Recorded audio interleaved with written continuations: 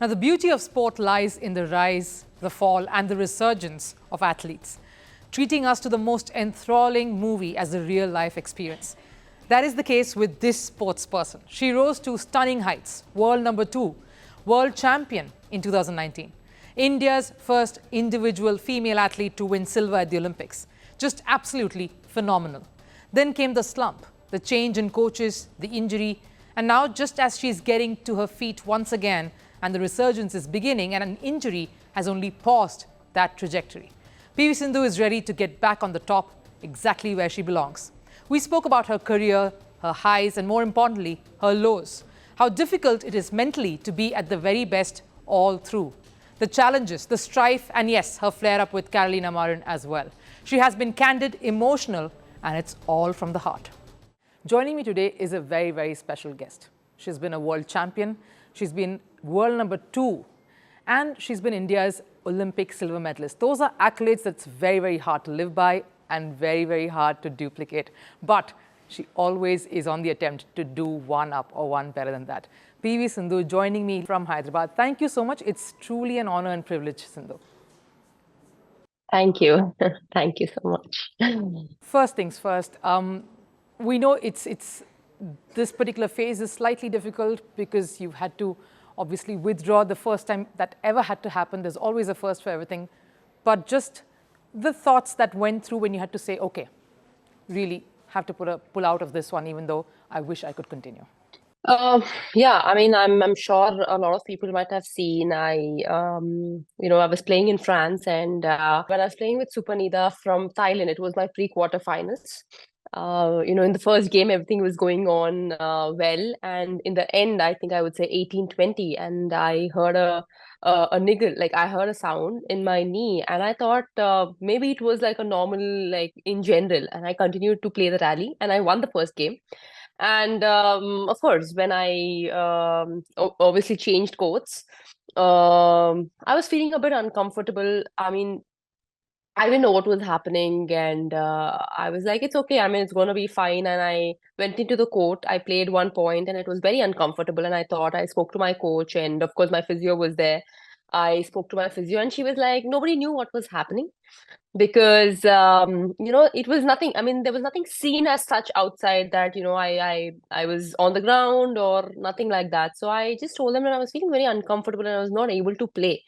And they just said that, okay, maybe you can just spray and see how you feel. And then I called the doctor, and then he said I'll just spray it. And then he sprayed on my knee, and I was like, okay, maybe now it'll be fine. So I just played the second point as well. And of course, I didn't play my 100%, but somehow I managed to get that point.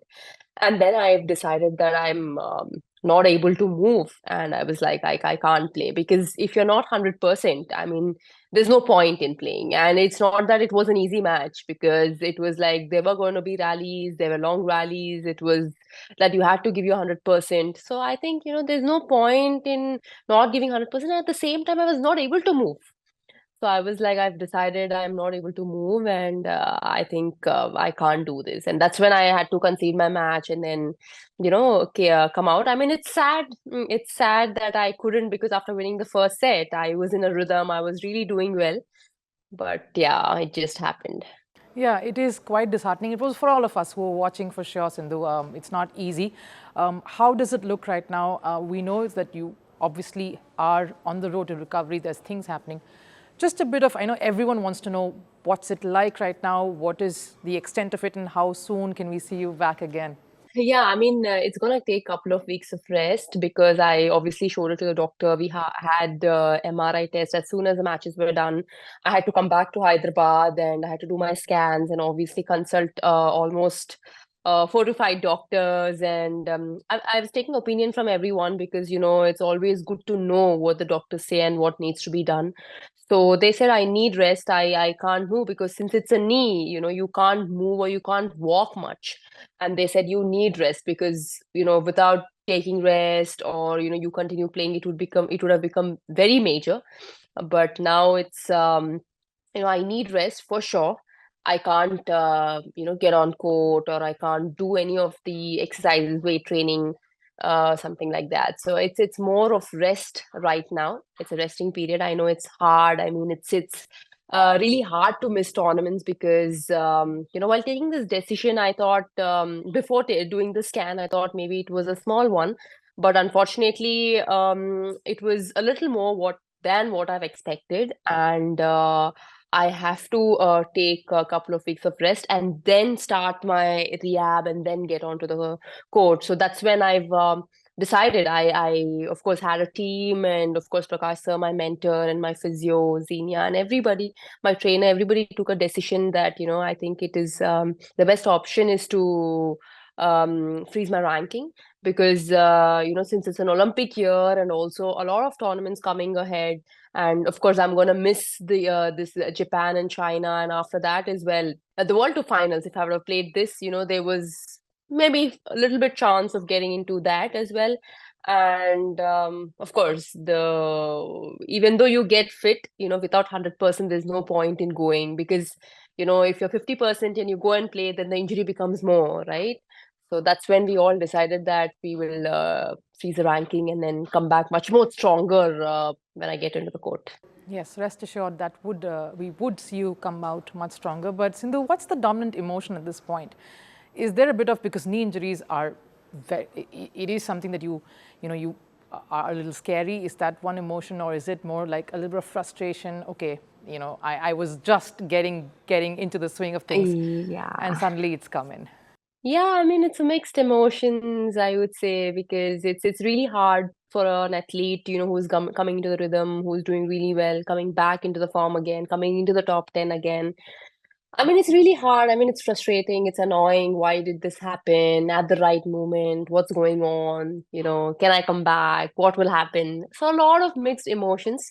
But I think it's good to speak out and talk to your people, your supporters, your mentors, and of course I spoke to Prakash sir, and of course my family have supported me. So I think even though it's sad, I think these are the times we need to be strong, and of course I am confident and I believe in myself that I can come back and I can do it. Those words really ring true, Sindhu, because I think yours is one career that has sort of seen just about everything. I think everything possible. You've sort of traversed all of it in the long periods that you've been at the top of your sport. Let's talk about the last 1 year. You talk about mental strength. You talk about how you have to get that frustration out. What's the 1 year been like for you? If you could sum that up for us. Yeah, there've been lots of ups and downs. I think I was after the Commonwealth Games, after 2022, I had a airline fracture and near my ankle, and then I came out from that. It took me some time. I had to take a break, and then I was coming back slowly, and then again this happened. I mean, that's how life is. Like injuries are part of life. You have to accept the fact that, it is okay. But at the same time, you have to mentally be strong. That's where, when you ask me about the mental aspect, I think that's where, the mental aspect is very, very important.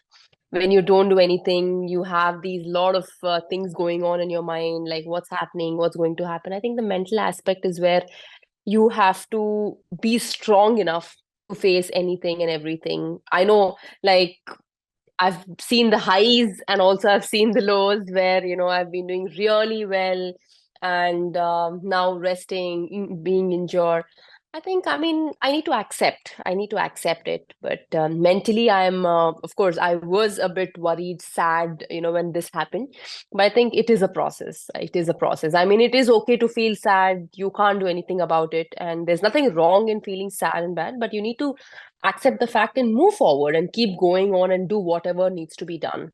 Sindhu, if I had to ask you, to come back again. Yeah. Of course. Sorry. Sindhu, no worries. Sindhu, if I had to ask you, what's the one biggest learning that you got from, the year that some of your golden years, 2019, 20 even, 2020, 21.